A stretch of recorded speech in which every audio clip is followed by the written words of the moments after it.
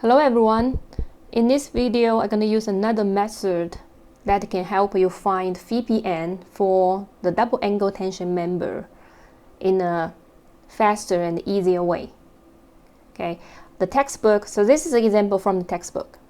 The textbook uses equations that's pretty long and looks pretty complicated that helps you figure out the VPN about y-axis and x-axis. But there is much faster way to find it using the menu tables. Okay, so actually most of the design values are tabulated in the menu. So I can show you how to find them faster. Okay, so now let's look at what we have so far. And we know that this is the double angle 5 by 3 by half, and the two angles are oriented with the long legs back to back, long leg back to back. So that means the longer leg with 5 inches long are bolted together and separated by 3/8 inch. So that means the gap between the two legs is 3/8 inch.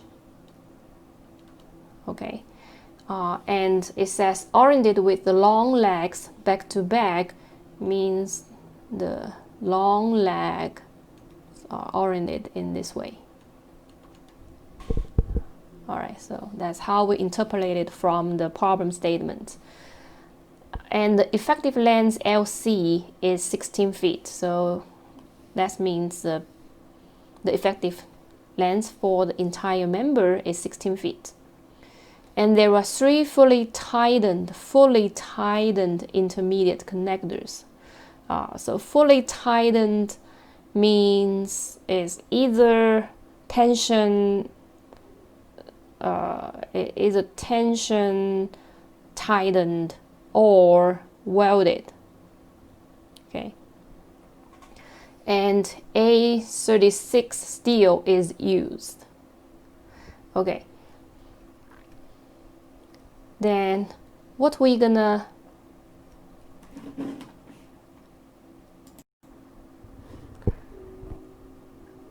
okay, the textbook uses the equation method in the section 6 in chapter E. So E6 means chapter E, section 6, build-up members, on page 16.1-39. Okay, and first you have to determine the equivalent slenderness ratio. Equivalent. So the equivalent is related to the total effective length. So in our problem, LC, the equivalent length of the total is 16 feet. And it's also related to the connector spacing, A over RI. RI is the minimum of the radius of gyration, and A is the spacing between the connectors. So if intermediate connectors that are bolted snug tight, then use this equation to figure out the equivalent slenderness ratio. And let me zoom in. And for intermediate connectors that are welded or are connected by means of pre-tensioned bolt with class A or B fade-in surfaces, then it depends on the spacing to radius of gyration ratio, right? Okay, and then from that way you calculate the modified slenderness ratio, the modified.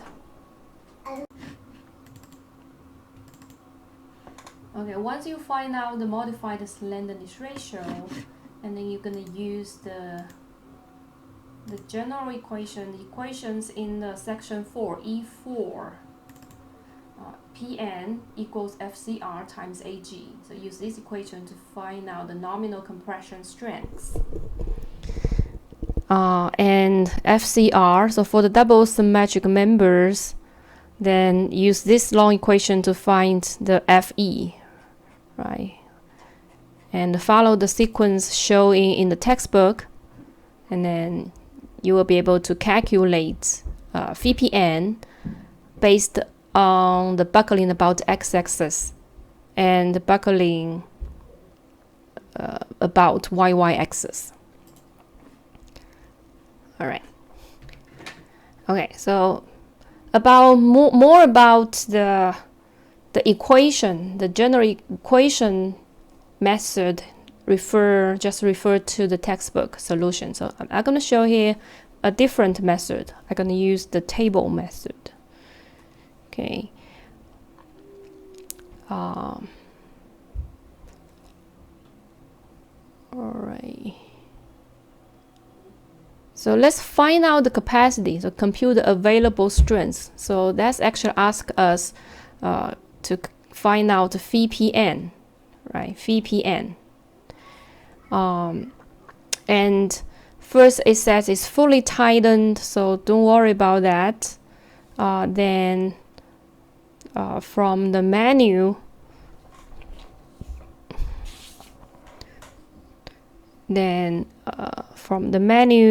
equation E6-2A, right? So I have to check the spacing to radius of gyration ratio. Okay, the spacing A is 4 feet. 4 feet. Want to convert it to inches, so times 12. The minimum of the radius of gyration, then we have to find it from the menu.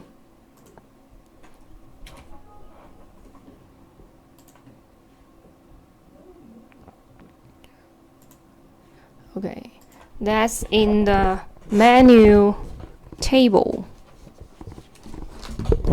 Table 4-9. So that's in the page 4-157. Right here. So this is the table for our case. So we have Fy of 36 KSI, and we have L, 2L, double angle L, 5/3 by ½ inches. So right here, so at the corner, so right here gives us the Rx and Ry. So the minimum of these two is 1.24. So we get that.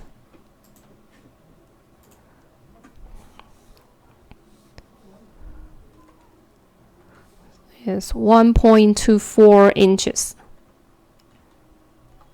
Right. And then I got 38.7. Okay, that's less than 40. So based off the provision in the menu, then the modify, no need to modify, right? So my LC over RI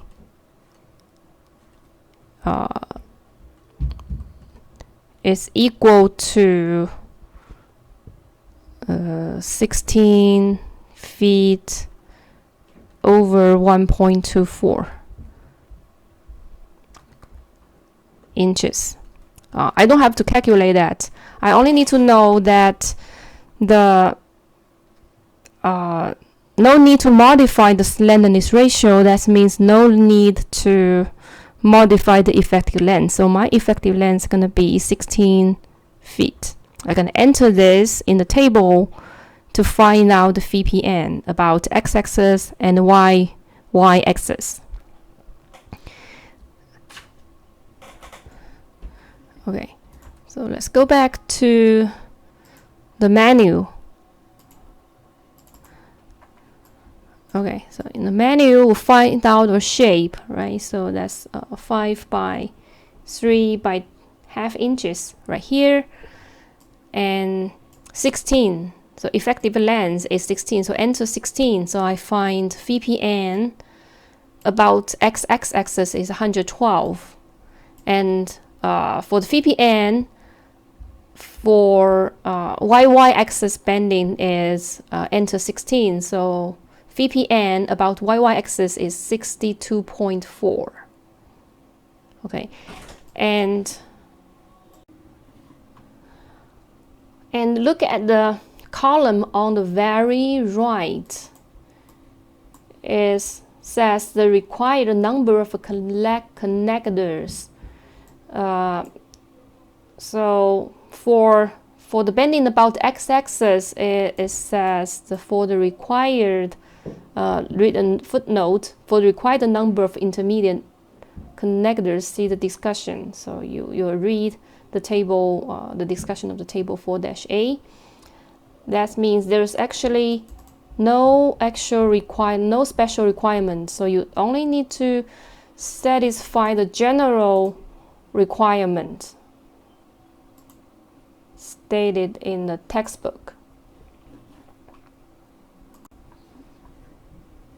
The general requirement is to ensure the build-up members act as a unit. So the slenderness ratio has to satisfy this condition, right? So it means you have to satisfy the minimum spacing of the connectors to make sure they act as one unit. So typically, as long as we good for that, we don't have to worry about the X expanding.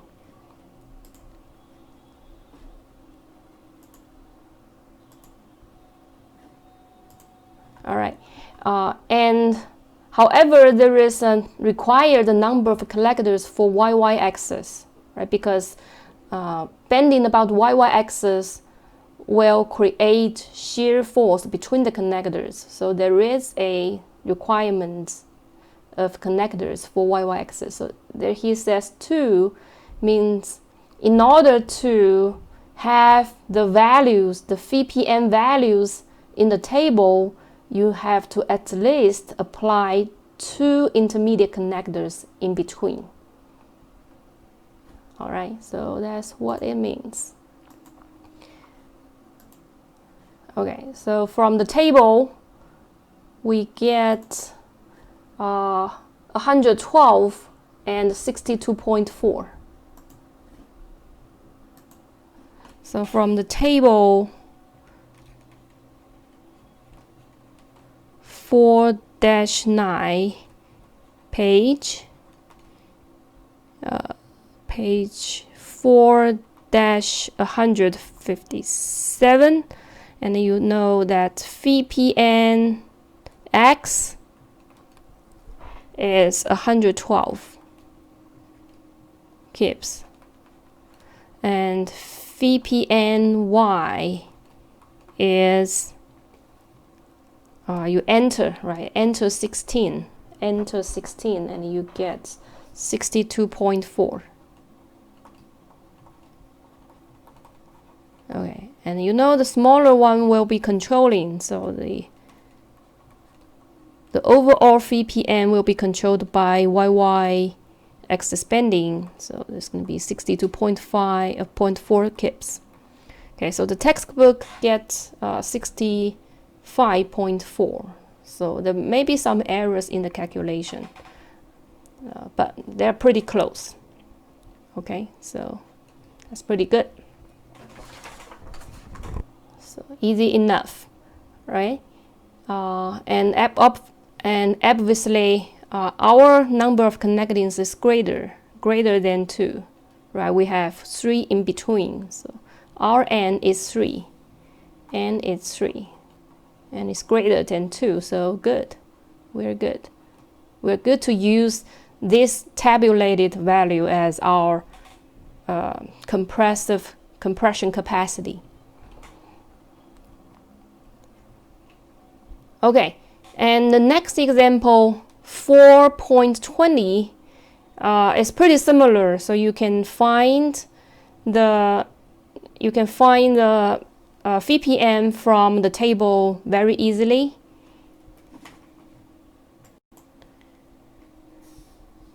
Okay, we can also use the table method to find out the VPN.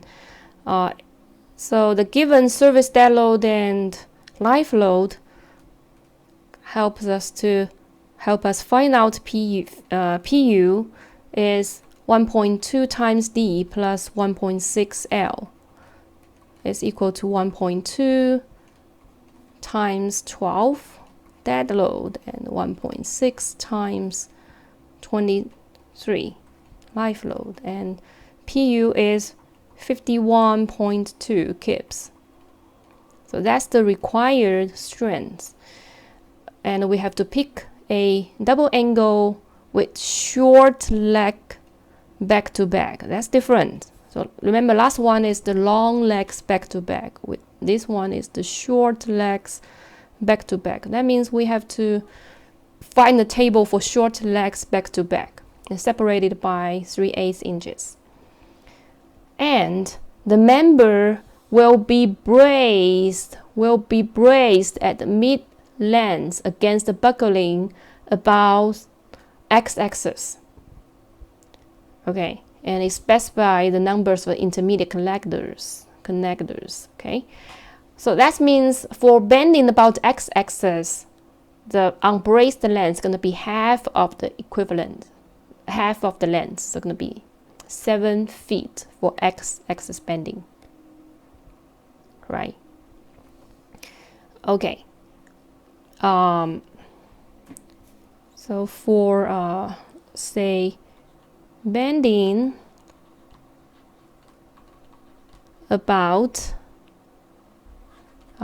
x-axis,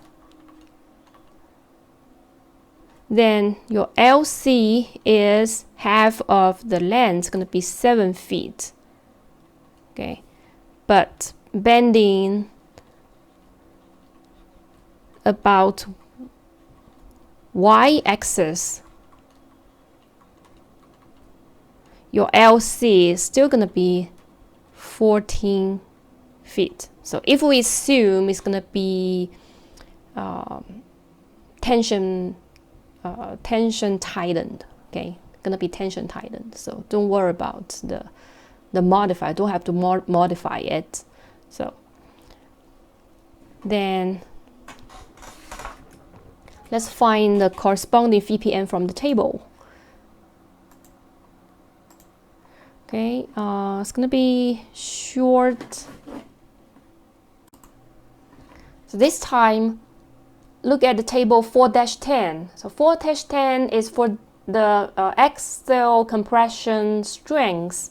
For double angle, SLBB is a short leg back to back, right? And let's try 3.5 inch by 3 by 1/4 inches.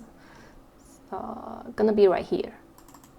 Okay, so it's gonna be in page 4-175. And for x-axis buckling, enter. So remember, we have an intermediate bracing, so enter 7. So that way I find VPN to be 65.2. And y-axis still gonna be 14, so y is 53.2. It's gonna be 53.2.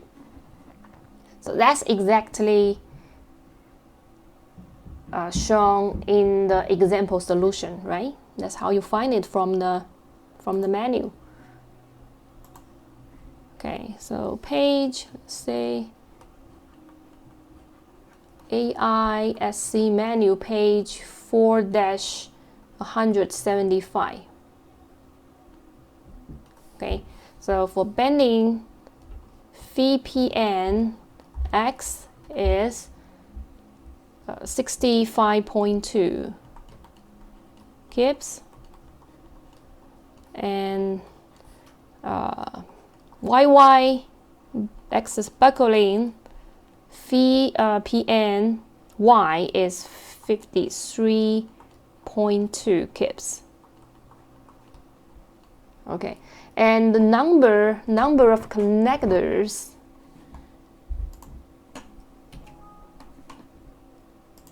So let's look at the menu again one more time. So numbers, to achieve the value in the table, you have to apply at least 3 intermediate connectors.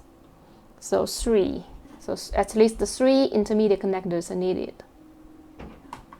All right. So that's it. And for your homework problems, I hope you use this method I just shown in this video. So use the tables. Use the tables in the menu as much as possible. So that is the purpose of this menu, right?